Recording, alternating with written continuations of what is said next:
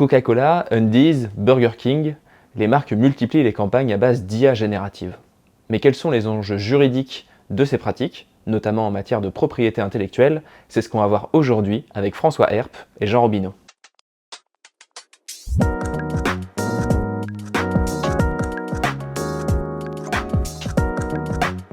Bonjour François Herp, bonjour Jean, vous allez bien? Bonjour, Bon. tout va bien. Bon, bienvenue à UV. Je vous présente François Herp, vous êtes avocat associé au sein du cabinet Cornet-Vincent Ségurel et responsable de l'équipe propriété intellectuelle, qui va être le cœur de notre sujet, et Tech Data, ça va aussi être notre sujet, on va parler de tout ça. Et Jean, bon retour parmi nous à UV, tu es directeur du digital et innovation au sein du groupe The Links. Là aussi, on va pouvoir voir quels sont nos usages et quelles sont aussi toutes les questions juridiques qui se cachent derrière tout ça. On va beaucoup parler de propriété intellectuelle, d'intelligence artificielle, deux termes qui sont quand même bien compliqués et qui me sont bien étrangers, mais je pense que ça tombe bien parce que je suis pas le seul à mon avis sur les personnes qui nous écoutent, donc on a beaucoup de choses à démêler. Le premier, peut-être commençons par la propriété intellectuelle avant de comprendre justement les spécificités de l'intelligence artificielle générative. Quel est aujourd'hui le cadre de la propriété intellectuelle et surtout quels sont les premiers enjeux, et peut-être les premiers contentieux aussi qu'il peut y avoir pour les annonceurs et notamment aussi pour les annonceurs vis-à-vis de leur agence de communication, François Herp? Merci de m'avoir invité déjà à cet échange. Je suis ravi d'échanger avec vous et avec Jean. Alors, sur votre première question, la propriété intellectuelle, on pourrait dire de manière générale, c'est le droit de la création, le droit de la protection des œuvres, le droit de la protection des auteurs. En général, on divise un peu, et il faut bien le comprendre, parce que sur l'intelligence artificielle, il y a quand même ce sujet. Il y a le droit d'auteur européen, qui est plutôt un droit qui protège, qui est centré sur la personnalité de l'auteur, l'œuvre et l'empreinte de la personnalité de l'auteur. Donc on est très concentré sur l'auteur, sur son lien avec l'œuvre. Et puis on l'oppose souvent, même si ce n'est pas une opposition frontale, mais au copyright américain, qui est aussi le droit de la protection des œuvres aux États-Unis ou dans les pays de tradition anglo-saxonne, et qui est un droit qui effectivement protège les œuvres, mais qui est plus un droit qui est centré sur... c'est plutôt un droit économique, sur l'exploitation. On protège plus l'œuvre et son exploitation. Il y a une anecdote que les avocats en propriété intellectuelle connaissent. On dit souvent qu'aux États-Unis, les auteurs, ils n'ont pas beaucoup de droits, mais ils ont de l'argent, et qu'en Europe, ils ont des droits, mais ils n'ont pas beaucoup d'argent. C'est un peu plus compliqué que ça, mais c'est vrai qu'il y a des différences de système. Et le droit d'auteur protège l'œuvre et les auteurs de manière générale. Ouais, c'est d'abord, on voit que le focus n'est pas mis exactement au même endroit. Quel impact ça a pour la création publicitaire?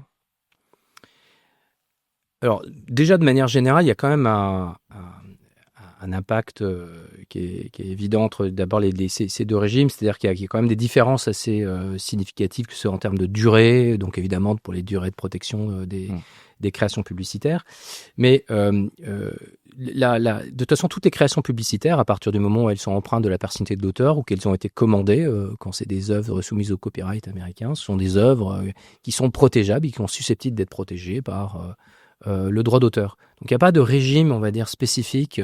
Il existe un régime spécifique de protection des œuvres de commande en matière publicitaire. C'est un sujet un peu technique qui ne passionnera pas vos auditeurs ou vos téléspectateurs, mais disons que la propriété intellectuelle, de manière générale, est capable d'appréhender le droit de la création du graphiste, à celui qui crée une image, à celui qui crée un concept créatif, est capable d'englober toutes ces réalités, toutes ces créations. C'est vrai qu'on voit, il y a forcément un attachement assez fort à la protection du nom de marque, du logo, donc ces éléments qui de toute façon sont de toute manière très très vite déposés. Ouais. Et moins, pourtant, nous communicants, c'est beaucoup ce qu'on regarde toutes les fois où d'autres marques ont copié des concepts publicitaires. Donc il y a une attention assez forte et même un certain name and shaming en réalité entre communicants pour savoir quelle marque a piqué quel concept. Je suis pas certain, et je sais pas s'il y a beaucoup derrière vraiment de recours en justice sur ces cas-là. Et puis bon, bien sûr, on sait que les idées sont aussi parfois un peu dans l'air. C'est pas toujours évident de comprendre la spécificité. Il y a des contentieux. Vous me posiez la question tout à l'heure sur les contentieux en matière publicitaire. Il y a souvent des contentieux, ce qu'on appelle de parasitisme. C'est-à-dire qui sont pas tout à fait du droit d'auteur, mais qui sont proches, ou dans lesquels on s'inspire de la substance du travail d'un autre. Les purs cas de contrefaçon ou de reprise de propriété intellectuelle, ça arrive dans le milieu publicitaire, mais je dirais qu'il ne faut pas être très doué et les gens quand même regardent ce qui se fait, les tendances. En revanche, effectivement, les copier des effets de gamme, il y a souvent des contentieux sur le sujet. Donc, il y a cette notion qui est un peu proche du droit d'auteur qui est souvent utilisée et sur lequel il y a souvent des contentieux. C'est ce qu'on appelle les contentieux liés au parasitisme, reprendre la substance d'un tiers. Et là, il y a pas mal de contentieux. Sur l'intelligence artificielle, donc, qui était votre propos d'ouverture, il y a de la jurisprudence sur l'intelligence artificielle et le droit d'auteur en particulier, on y reviendra sans doute, mais en lien avec la publicité, pas tellement. Il y a des discussions, évidemment, dans les négociations entre les annonceurs et les agences. Des contentieux, il y a peut-être des pré-contentieux, mais c'est quand même assez nouveau. Il y a beaucoup de discussions contractuelles autour de ces sujets, bien sûr, et il faut qu'il y en ait. Des contentieux et peut-être à part sur les questions qui concernent les annonceurs ou les agences qui disposent de datasets ou de contenus extrêmement importants qui sont utilisés sur Internet ou utilisés dans d'autres produits. Là, il y a des sujets importants, on pourra y revenir. Mais après, dans la relation du day-to-day, c'est pas forcément un sujet qui est hyper contentieux entre les agences et les annonceurs actuellement. Ouais. Sans doute aussi qu'il est un peu tôt avant d'avoir vraiment des cas avérés et une jurisprudence qui se met en place. Je pense que dans quelques années, ce même podcast, sans doute que la réponse sera un peu différente. On l'espère en tout cas. C'est ça qui est passionnant. En tout cas, on est au tout début, ça a un peu révolutionné. C'est vrai que l'IA générative en particulier. Oui. Les modèles anciens, un peu moins. C'était plus de la création assistée par ordinateur d'une certaine manière, donc on n'a pas trop d'enjeux. On a des enjeux qui sont plutôt connus. Sur l'IA générative, il y a beaucoup plus de questions. C'est un peu chamboulé quand même le droit d'auteur. Oui, si justement, donc vous expliquez que ce droit d'auteur est intimement lié à la personne, au créateur, à l'artiste qui le fait et en partie à sa personnalité. Qu'est-ce que change l'IA générative? En quelle mesure justement c'est un outil de plus? Et donc à ce titre-là, comme l'a longtemps été en effet tous les outils d'aide à la création, ou est-ce que c'est un peu plus? Est-ce qu'il y a une part quand même de la création qui pourrait revenir à ces modèles et donc derrière à leurs éditeurs? Aujourd'hui, qu'est-ce que dit le droit de la propriété intellectuelle? Alors, je laisserai Jean réagir aussi sur la nature de l'intelligence artificielle générative, l'IA générative qui est arrivée comme ça, qui a déboulé dans tous les métiers, dans les métiers des agences, un peu peut-être pour donner son regard d'expert, de praticien sur le sujet. D'un point de vue juridique, je pense que je peux quand même dire que comme praticien de la propriété intellectuelle, c'est vrai que ça a été quand même c'est une assez grosse révolution. L'arrivée de l'IA générative, donc qui génère des contenus de manière autonome. Il y a eu deux révolutions. Il y avait l'Internet. Le droit d'auteur a été beaucoup bousculé par l'arrivée d'Internet parce que c'était les liens profonds, c'était les œuvres qui étaient immédiatement accessibles sur les sites web. Et donc, ça a créé beaucoup de questions, beaucoup de contentieux. Et puis, ça s'est un peu tari, évidemment, avec la maturité de la technologie dans le temps, parce que ça date pas d'hier. Et puis là, il y a une révolution, effectivement, qui est l'introduction hyper rapide. Toutes les études le montrent, dans tous les métiers. La courbe d'acquisition de cette technologie est bien plus rapide même que toutes les autres technologies antérieures. Et ça bouscule le droit d'auteur avec des sujets qu'on peut comprendre de manière assez simple. Une IA qui crée de manière générative une œuvre, est-ce que c'est une œuvre? Quand on dit qu'il y a un lien personnel presque charnel avec l'auteur. Donc il y a une notion juridique, est-ce que c'est une œuvre? Qui est l'auteur? Est-ce que l'auteur, c'est celui qui prompte? Est-ce que c'est celui qui a développé le modèle de langage? Les poids, voilà. Est-ce que ce sont les millions de créateurs qui Est-ce que ce sont les millions de créateurs qui sont derrière? Donc, est-ce qu'il n'y a pas des multiples auteurs? Et puis, qui est propriétaire? C'était un peu votre question, parce qu'après, une fois qu'il y a une œuvre et que même il y a un auteur, c'est pas forcément celui qui en est l'auteur ou même si c'est une œuvre qui en est nécessairement le propriétaire, on le sait bien. Et quand on voit les conditions générales des outils d'IA, y compris pour générer des images, il y a des questions qui se posent sur qui en est vraiment le propriétaire. Donc ça bouscule beaucoup ces sujets. Les tribunaux, je laisserai Jean réagir. Moi, je pourrais vous donner quelques illustrations. Les tribunaux, notamment étrangers, américains, se sont déjà poser la question. Les tribunaux chinois, et en France, c'est pas encore le cas. Aux questions que je viens de poser, on n'a pas la réponse actuellement. Ouais. On a des pistes de réponse. Je pourrais en élaborer quelques-unes, hein. Mais on n'a pas la réponse exacte par les tribunaux français qui sont saisis de ces questions, mais qui n'ont pas donné encore leur réponse. Ouais, donc pour répondre à la problématique de notre podcast, aujourd'hui, y a-t-il un vide juridique? C'est pas totalement faux aujourd'hui de parler d'un certain vide. C'est très vrai.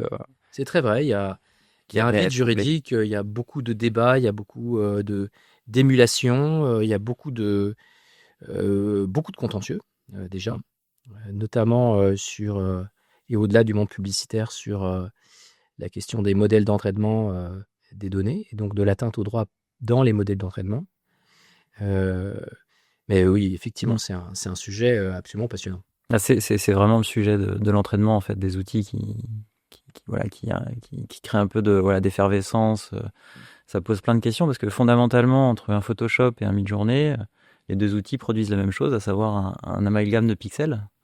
Sauf que c'est comment ils produisent ces pixels-là. Et donc tous les modèles d'IA générative génèrent ce bruit de pixels à travers l'exploitation de données. Ouais. Et c'est aussi la philosophie de la Silicon Valley, c'est de se poser des questions juridiques après que le coup est parti. Donc aujourd'hui, toutes ces startups qui ont travaillé sur les modèles, ils se sont déjà dit, est-ce qu'on est capable de produire quelque chose? Est-ce qu'on est capable de fournir un service qui change vraiment la manière de travailler pour beaucoup d'entreprises? Et ils se sont dit, les questions juridiques, si on a du succès, on aura toujours le temps de choisir des avocats pour pouvoir creuser la question. Donc, ils ont à peu près tous joué au cow-boy sur l'entraînement des données. Et petite anecdote assez intéressante, OpenAI, qui, donc tout le monde le sait, produit des modèles de langage, en fait, a développé un outil de transcription de vidéos en texte qui s'appelle Whisper. Et en fait, cet outil Whisper a servi en fait pour entraîner les modèles de langage, puisque les vidéos YouTube étaient la matière la plus qualitative pour simuler le langage humain. Donc en fait, ils ont siphonné YouTube en créant un outil qui s'appelle Whisper, de manière à avoir de la data, du texte, pour entraîner leur modèle. Donc ça donne un petit peu un état d'esprit de la manière dont ils ont travaillé. Et aujourd'hui, ils sont un peu rattrapés par la patrouille, parce qu'il n'y a personne qui a respecté les règles en vigueur. Mais en sachant très bien, en effet, que ça allait se faire. Voilà. Oui, il y a une traduction, et ce que dit Jean est très juste, et c'est d'ailleurs pour cette raison que l'Europe en particulier, qui a une tradition de défense des auteurs, des créateurs, des graphistes, peut-être un peu plus que l'approche américaine dont je parlais tout à l'heure, s'est saisie très vite du sujet et a voulu justement, il est entré en vigueur le 1er août 2024, mettre en place un instrument juridique à l'échelle de l'Union européenne, un règlement qui s'appelle le règlement sur l'intelligence artificielle, on va dire en résumé, le fameux IA Act, qui est évidemment venu gérer ces questions, qui traitent notamment, mais pas que, notamment, et de bien d'autres choses, mais de droits d'auteur, pour justement réglementer cette question et ce champ qui s'ouvrait et sur lesquels les acteurs avançaient sans cadre juridique. Donc, un peu comme il existe, vous devez le savoir, un règlement sur la protection des données personnelles, le fameux RGPD. Qui nous concerne beaucoup également et qui concerne les annonceurs. Qui concerne beaucoup les annonceurs. De la même manière, en intelligence artificielle, l'Europe a voulu imposer un modèle, y compris qui a des impacts extraterritoriaux, c'est-à-dire d'imposer un peu ce modèle, y compris à l'extérieur. Suivez mon regard vers les États-Unis et aux grands déployeurs de systèmes d'IA venant des États-Unis, pour précisément donner un cadre juridique qui soit conforme, qui soit une IA de confiance, une IA protectrice des droits fondamentaux, évidemment, et protectrice, c'est un de nos sujets aujourd'hui, protectrice du droit d'auteur et du droit des auteurs, et donc des créations des agences et de celles des annonceurs et des marques qui sont les bénéficiaires ou qui sont les utilisateurs de ces créations. C'est vrai que cet IA Act, il a été très attendu. Il a mis le temps, comme souvent, forcément. En effet, la technologie avance à toute vitesse et le droit prend le temps. Est-ce qu'il répond aujourd'hui à ce vide juridique, ou est-ce qu'il est non suffisant? Je sais qu'au cœur, notamment, je pense que c'est important qu'on pose en effet les deux grands enjeux, puisqu'on les a évoqués finalement en creux. Il y a tous les enjeux d'input, Donc finalement toutes les données qui en effet rentrent dans ces IA génératives et les données d'output, les données sortantes donc qui en effet sont générées et dont on peut discuter la paternité. Justement sur ces deux sujets, en quoi l'IA Act change un peu les choses ou en tout cas vient poser un cadre en Europe? Bon, à nouveau, c'est un sujet effectivement assez juridique. L'IA Act, il n'est pas centré sur le droit d'auteur. Il a réglementé, il avait d'autres préoccupations. La préoccupation première, c'était quand même d'abord la protection des droits fondamentaux. Il a hiérarchisé les IA avec des IA qui sont interdites, les IA d'analyse comportementale qui posent de contrôle du public. Donc, ce qu'on voit en Chine n'est pas possible en Europe. Donc, l'IA, donc là, j'archi-résume le sujet, mais parce que c'est pas le thème de notre échange aujourd'hui, mais l'IA Act, il est venu d'abord réglementer ça, poser ce cadre pour que ne se déploie pas, pour donner un cadre de confiance à la création d'IA qui sont des IA de confiance, des IA protectrices des droits fondamentaux, et de permettre à un écosystème européen de se développer sur cette base. Un peu par opposition au cadre américain, même s'il ne faut pas caricaturer les choses non plus, mais pour avoir un modèle qui soit un modèle européen de dynamisme et de création des IA. Et dans ce cadre-là, l'IA s'est préoccupée des auteurs, on va dire, de la propriété intellectuelle à deux égards. Et pour répondre à votre question, de manière insuffisante. Tout le monde sait que c'est insuffisant, il faudra aller plus loin, mais sur deux sujets. D'abord, la première chose, c'est que le règlement donc, est d'application immédiate, qui est en vigueur aujourd'hui, même s'il se déploie dans le temps, il est rentré en vigueur. Il a imposé un système que les fournisseurs d'IA et les déployeurs d'IA, en tout cas les fournisseurs en particulier, ceux qui produisent des modèles de langage, aient l'obligation d'avoir une politique de conformité qui respecte les droits d'auteur au sein de l'Union européenne. Première chose. Et notamment avec quelque chose qui va assez loin, qui pose des sujets de secret des affaires qui sont débattus actuellement, c'est au cœur de notre actualité, de faire des résumés détaillés des contenus qui sont utilisés dans les modèles d'IA. Je peux vous dire qu'actuellement, sur les codes de pratique qui sont discutés à la Commission européenne, là on sort des IA Summit, voilà, des Vivatech, ça discute sec sur ces sujets. Et il y a énormément de lobbying et énormément de discussions sur le sujet. Mais c'est quand même le premier sujet sur lequel le règlement s'est positionné en matière de droit d'auteur. Quelle donnée va être utilisée, laquelle va être moissonnée. En fait, d'avoir une transparence. L'IA Act ne dit pas ce n'est pas possible, mais l'IA Act dit si vous le faites, on doit savoir quelles sont les données, les sets de données que vous utilisez, évidemment, et c'est le deuxième point de protection, pour que les auteurs puissent s'y opposer. Et donc, il y a la nécessité de mettre en place, y compris l'IA Act dit avec des moyens, des technologies de pointe, je cite, je crois de tête ce que dit l'IA Act, avec des technologies de pointe, le respect de ce qu'on appelle l'opt-out de l'auteur. C'est-à-dire que l'auteur ait la capacité de dire non à l'utilisation de son contenu, de son image en particulier, mais on pense aussi à son texte. C'est plus difficile avec d'autres types de créations, évidemment plastique, on y pense un peu moins. En tout cas, tant qu'elle n'est pas transcrite dans un modèle d'image. Et donc, l'IA Act, vous voyez, il s'est préoccupé de ces deux choses-là. Un, respecter, faites en sorte qu'il y ait de la transparence sur les contenus que vous utilisez et qu'on puisse les regarder pour être certain que ceux qui ont dit non à l'utilisation de leur contenu puissent le faire. Ça pose tout un tas de sujets techniques sur lesquels on pourrait revenir. C'est très compliqué, mais en tout cas, c'est l'intention de ce règlement. Et peut-être préciser que si on dit rien, par défaut, on consent avec ces systèmes-là. C'est-à-dire que toi, en tant qu'auteur, tu as produit du visuel. Si tu ne manifestes rien, par défaut, les modèles l'utilisent à partir du moment où cette donnée est disponible sur Internet. Ouais. Voilà. Et ça, j'imagine, déjà été le cas. En tout cas, pour toutes les œuvres disponibles en ligne, toutes ont déjà été utilisées, moissonnées donc par les IA. Oui, moissonnées par les IA. Et c'est intéressant ce sujet-là parce que quand on rentre un petit peu dans le détail des modèles, il y a des acteurs qui possédaient des banques d'images dont ils avaient les droits et ils ont entraîné leur modèle sur ces banques d'images. Et en fait, c'était des images réalistes, c'était des images de banques d'images, donc un peu clichés avec un certain nombre de biais. Et donc, ça produisait, puisque l'IA est dans une forme de copie, en fait, ça produisait des images qui avaient aussi ces biais-là.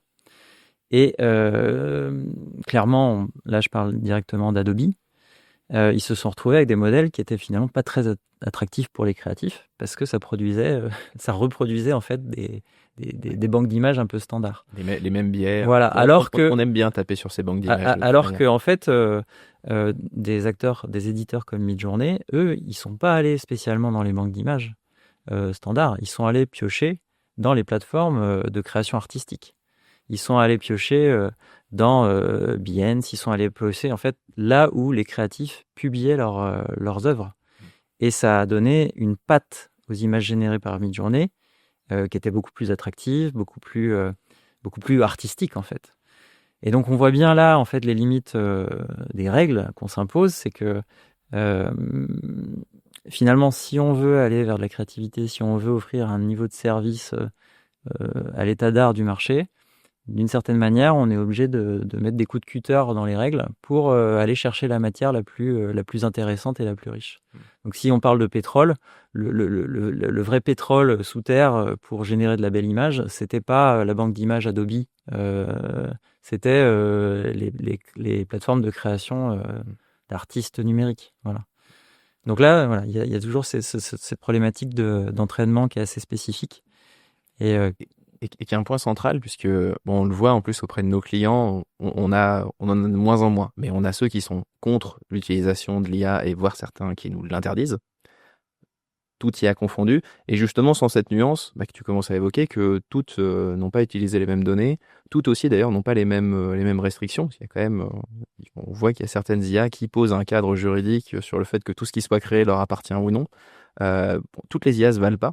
À l'agence, justement, qu'est-ce qu'on privilégie pour ça? Alors, on a plusieurs types d'usages de l'IA. On a l'usage basique qui va consister à faire de l'exploration visuelle et graphique et de la production de matière. Donc, quand je dis ça, on va plutôt aller sur des outils que je considère grand public comme Midjourney ou Leonardo.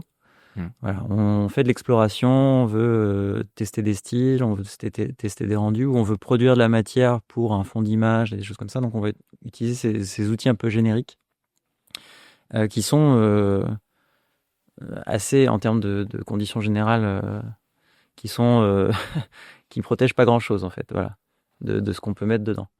Après, c'est pas tant les images, donc pas tant les outputs. Non, c'est si on intègre nous-mêmes alors, les images. Peut-être pour préciser, parce que c'est quelque chose qu'on n'a pas forcément en tête quand on connaît pas bien le fonctionnement des IA génératives. Aujourd'hui, sur Midjourney, si vous mettez une image qui vous appartient dans l'outil pour générer une nouvelle, c'est ce qu'on appelle l'image prompting, parce que pour générer, on donne des instructions soit textuelles, mais depuis plusieurs mois aussi des instructions via des images. Donc ça donne un exemple. Et l'image qu'on donne, en fait, elle est en fait systématiquement déversée dans la bibliothèque data de Midjourney pour potentiellement entraîner son modèle. Donc ça, c'est une problématique un petit peu spécifique, mais qui engendre, on va voir, en fonction des différents types d'usages, la nécessité pour des annonceurs et pour des agences, voilà, d'essayer de trouver le bon prestataire, le bon outil au regard de ces enjeux juridiques. Donc là, le premier usage, c'est ça, c'est du standard. Quand on arrive sur des usages plus avancés de l'IA générative en matière de création d'images ou de vidéos, on n'est pas sur un seul outil, on va être plutôt dans une logique de processus créatif où à chaque étape du processus, on va activer l'IA spécialisée la plus opportune. Donc, pour faire très simple, je vais utiliser une IA pour générer le background. Après, je vais modifier cette IA avec une autre IA spécialisée dans l'édition. Après, je vais travailler une autre IA pour faire l'upscale, c'est-à-dire l'agrandissement de l'image. Et donc, en fait, les workflows où on va avoir besoin de production, dans des enjeux de production avec beaucoup de contrôle, ce sera systématiquement l'association de plusieurs modèles d'IA. Et d'ailleurs, ça fait le lien, ce qu'explique Jean, et pour les marques et les annonceurs qui se préoccupent souvent de est-ce que je peux avoir des droits sur des sujets d'IA. C'est là qu'on voit bien le lien entre le droit et finalement et et ces différentes techniques du processus créatif, parce qu'on voit que justement dans les décisions des tribunaux américains dont je parlais tout à l'heure, à chaque fois qu'on a posé la question, est-ce qu'il y a une œuvre, est-ce que je peux l'enregistrer? En tout cas, ça se passe comme ça aux États-Unis. La réponse a été systématiquement non, sauf récemment en 2025. Mais elle était jusqu'à présent systématiquement non, parce qu'il y avait justement pas toutes ces étapes du processus créatif, hein, de contrôle, de retravail, la présence de l'humain lors de l'intégralité du processus créatif. Mais qu'il y avait une sorte d'autonomie qui était laissée vraiment à la machine. C'est même le cas en particulier pour une affaire, je pense, d'une BD qui avait été créée sur Midjourney. Je crois que c'était Midjourney, Ouais, qui c'était était Midjourney. Zaria, Princess of the Down. J'ai plus le titre exact de la BD, mais qui avait été créée par une autrice et qui avait, mais elle avait très peu d'interaction en réalité. Elle avait beaucoup prompté, il y avait peut-être même beaucoup de prompts, mais le prompt il n'est pas protégé en tant que tel, il relève de l'idée. Et donc, ça n'a, au bout du compte, quand elle est allée voir l'office d'enregistrement aux États-Unis qui s'appelle le Copyright Office, on lui a dit non. On lui a dit que c'est pas une œuvre, mais ça ne veut pas dire que ce n'est pas impossible. Et récemment, ça a été autorisé sur un cas qui est d'ailleurs assez intéressant, qui est une œuvre, je crois qu'il s'appelle, dont j'ai plus exactement le nom, je vais vous la retrouver. Oui, A Single Piece of American Cheese. A Single Piece of American Cheese. C'est intéressant parce que c'est la première décision aux États-Unis en 2025 qui est venue reconnaître le droit d'auteur sur une création. Et là, qu'est-ce que est venu dire le Copyright Office ? Il est venu dire oui, c'est possible parce que bien au-delà des prompts, on voit la présence de l'humain à toutes les étapes de la création et de tous les choix profondément créatifs de cette image. Donc c'est ça qui est intéressant, c'est probablement ce qu'on aura peut-être en France un jour quand il y aura des décisions sur le sujet. Donc le sujet est pas tant sur l'œuvre finale et son originalité que sur tout le process créatif, et justement ce qui aussi d'ailleurs vient faire sauter tout de même un petit peu l'a priori qu'on peut avoir, que ce soit d'ailleurs pour de la création de textes, d'images ou autres, de penser qu'il faut trouver un super prompt et que ensuite les artistes créateurs prennent l'image qui sort de la machine et que les choses s'arrêtent. Bah là, il y a une évolution. Il est plus compliqué. Ouais, il y a une évolution de la maturité et des outils et des utilisateurs. Au départ, il y a encore 2 ans, les modèles c'était très simple, donc on n'avait pas du tout d'option de contrôle. Et les éditeurs entendent aussi les professionnels, et les professionnels ont besoin de contrôle sur les rendus. Voilà. Et donc par défaut, l'IA générative, elle génère des hallucinations. Donc il faut aller contre nature d'une certaine manière pour récupérer du contrôle sur ce qui est produit. Et donc ils l'ont implémenté petit à petit dans les outils. Et donc les professionnels ont suivi, ont maintenant les fonctionnalités pour le faire. Et on se retrouve finalement avec un process créatif qui devient plus complexe et qui peut justifier une vraie démarche et une vraie expertise. Alors qu'avant, quand on n'a qu'un seul point d'entrée qui est un prompt, on va dire que l'intervention humaine est plus restreinte. Aujourd'hui, avec les modèles, on peut parler par exemple d'un outil comme Config.UI. Config.UI, c'est une interface nodale, donc c'est plein de blocs. Et donc à la sortie, vous avez bien une image, mais pour arriver à l'image, vous allez associer plein de blocs qui sont des nouvelles fonctionnalités, qui sont des réglages hyper précis. Et là, on voit que le niveau d'expertise pour générer l'image, ça devient quelque chose, une vraie démarche artistique, une vraie expertise qui peut justifier des droits d'auteur derrière sur ce qui est produit.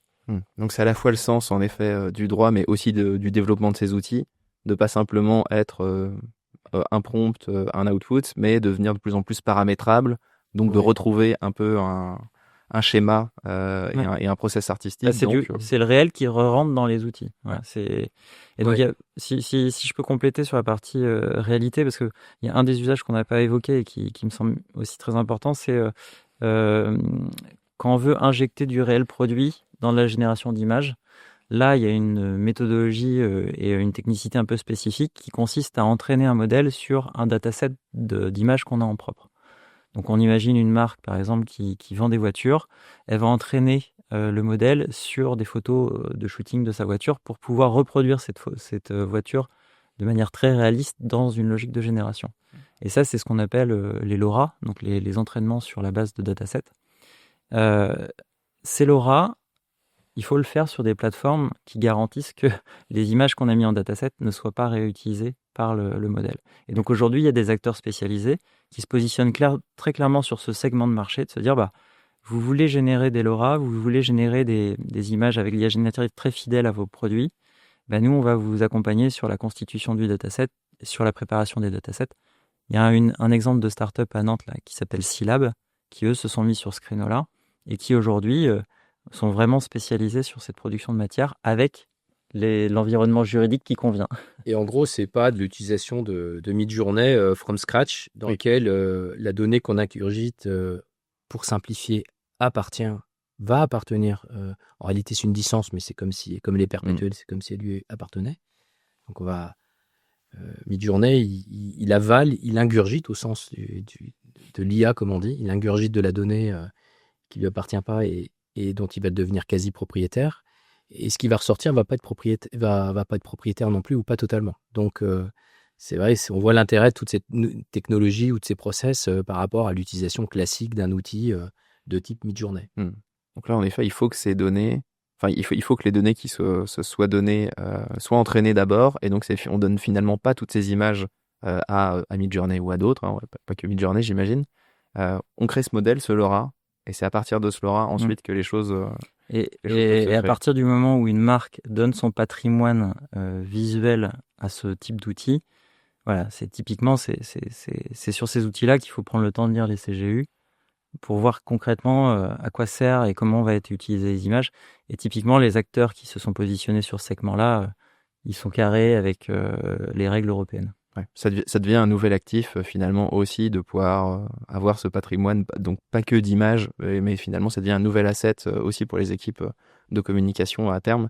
Il y a une marque qui s'était bien amusée avec ça, c'était Heinz, qui avait fait une campagne où justement jusqu'ici, si on demandait à une IA générative visuelle de faire une bouteille de ketchup, en fait on reconnaissait Heinz à 90%, on reconnaissait la bouteille iconique. Donc justement, eux avaient un peu retourné ce sujet et avaient montré qu'ils étaient de toute manière dans l'inconscient collectif et donc un peu dans celui aussi de l'IA générative, une vraie bouteille de ketchup, c'était une bouteille de Heinz. Bon, j'imagine ça marche dans ce sens-là, mais par exemple pour tous les concurrents, ça devient déjà plus problématique de générer des images sans avoir justement ces fameux LoRa, si on veut avoir son produit très spécifique dans ses prises de parole. Et on l'a vu, ça a donc ça a des implications, ça a des risques de se faire absorber toutes ces données qui peuvent être propriétaires. C'est quoi aujourd'hui les autres risques qui se posent donc en matière d'input, on l'a un petit peu évoqué, et en matière d'output concernant la gestion des droits?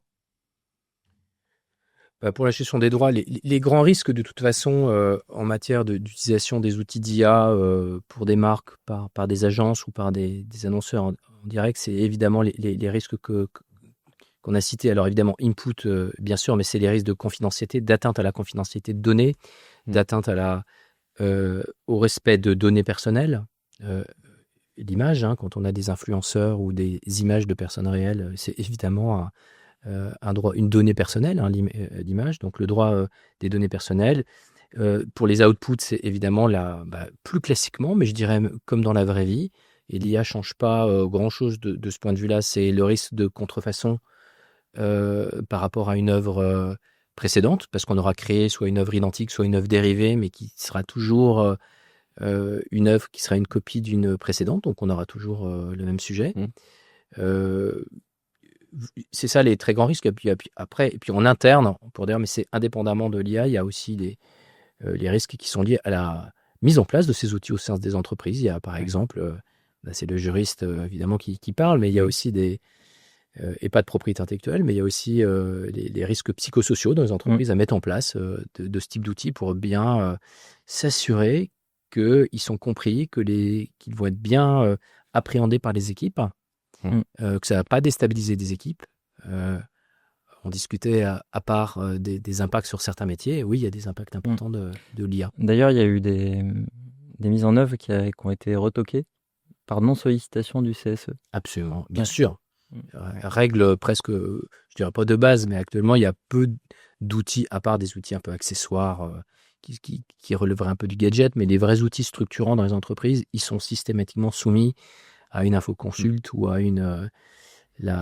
l'information des organes représentatifs du personnel pour que les personnels puissent se positionner sur le sujet et donner un avis ou parfois une autorisation à l'utilisation. Je pense notamment à la synthèse des réunions en visio, où il y a quelque chose tout de même d'assez, d'écouter, quoi. Il y a quand même quelque chose d'assez intrusif, en effet, dans ce cas-là. Et voilà, quand on sait qu'on est écouté, Et je vous fais une confidence, je crois que c'est le cas actuellement. Ça change quand même en partie, on le sait, de toute manière, les interactions qu'on peut avoir de manière plus profonde. Donc c'est vrai que Alors après, ça peut on se être en pose la bien ou en mal. C'est-à-dire Je trouve que qu'on a une parole assez libre. Ouais, c'est ce qu'on souhaite en tout cas. non, mais en réunion, c'est pareil en fait. oui, c'est D'une ça. certaine manière, ça met un cadre peut-être un peu plus neutre pour certaines réunions et certains comportements qu'on pouvait avoir en réunion. Le Ouais. fait que ce soit enregistré, ça marche. Voilà. Il y a peut-être des choses qui apparaissent dans les comptes rendus de réunion à ce moment-là qui apparaissent comme une espèce de réalité, en effet.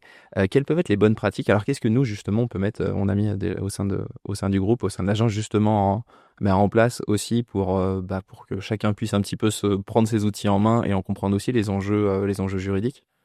Après, sur les enjeux juridiques, l'idée, c'est qu'il y ait voilà, une espèce de sensibilisation auprès des équipes créatives, parce que c'est vrai que la préoccupation juridique chez un directeur artistique, c'est un peu secondaire au regard de la qualité visuelle de ce que tu peux produire. Donc, mais par contre, voilà, c'est sensibiliser notamment les équipes de chefs de projet qui sont en relation avec les annonceurs et qui sont aussi, on va dire, dans les échanges autour de la facturation, des droits et ainsi de suite. Donc, il faut sensibiliser en fait les équipes aussi bien créatives que de gestion de projet et de direction de clientèle pour que tout le monde soit, en tout cas, avec le bagage minimum et avoir en tête quelques grands réflexes qui donnent un cadre avec ce qu'on sait en l'état.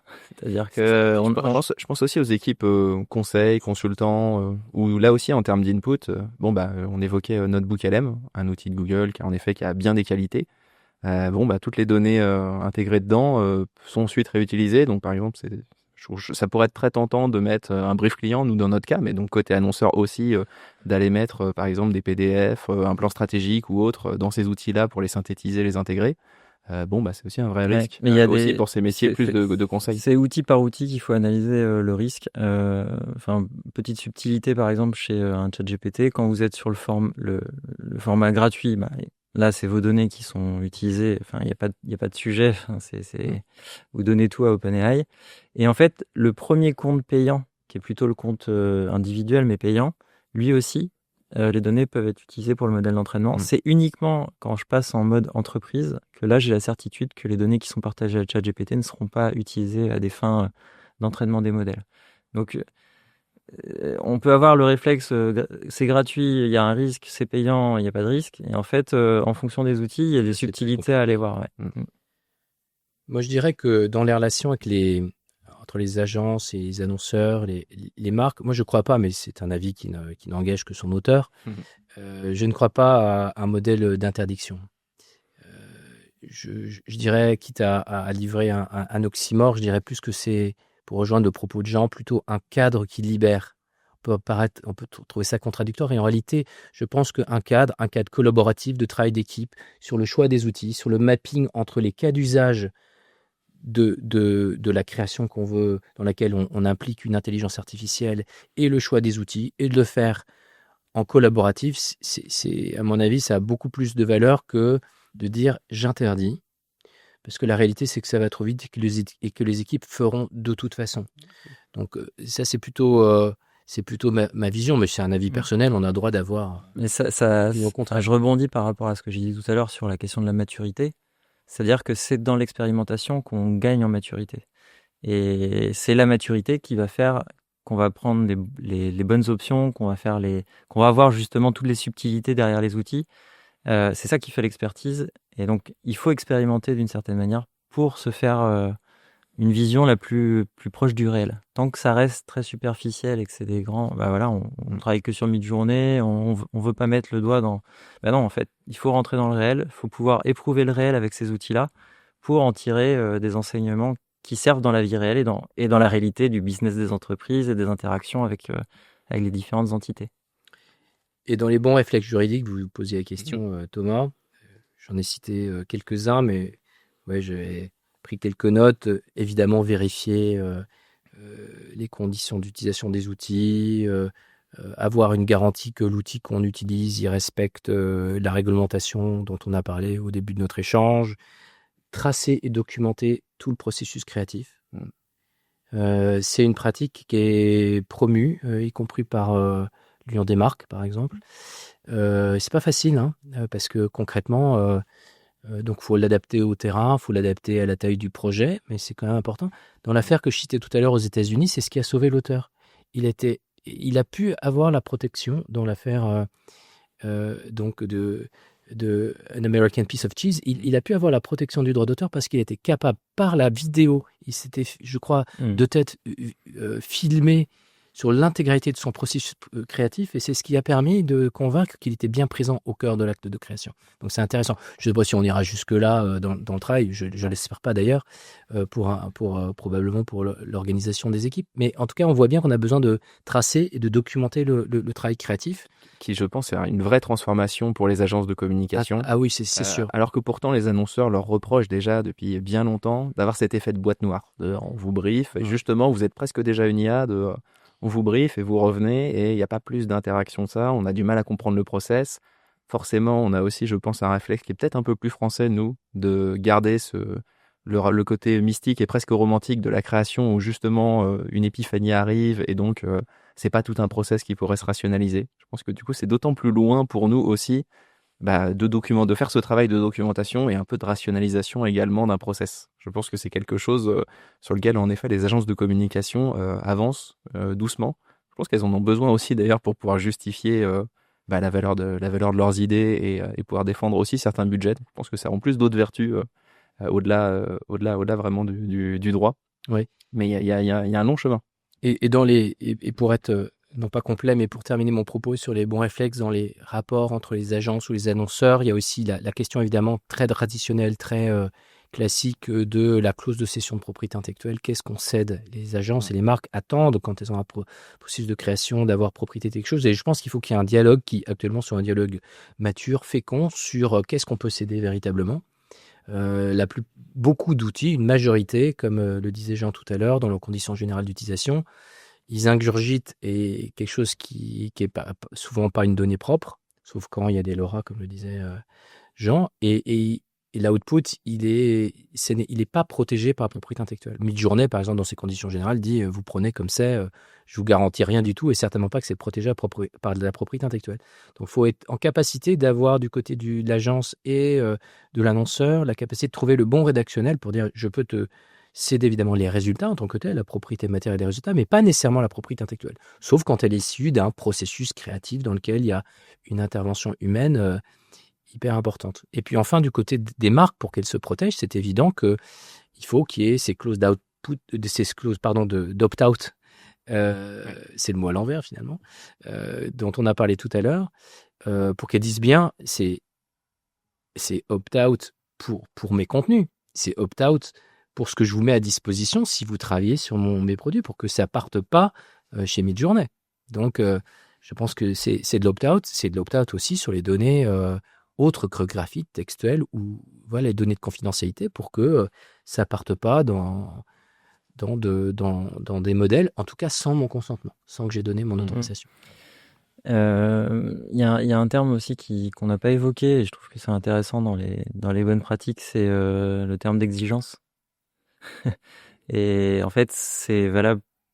Je pense vraiment, il faut être exigeant avec l'IA générative et dans la qualité du livrable.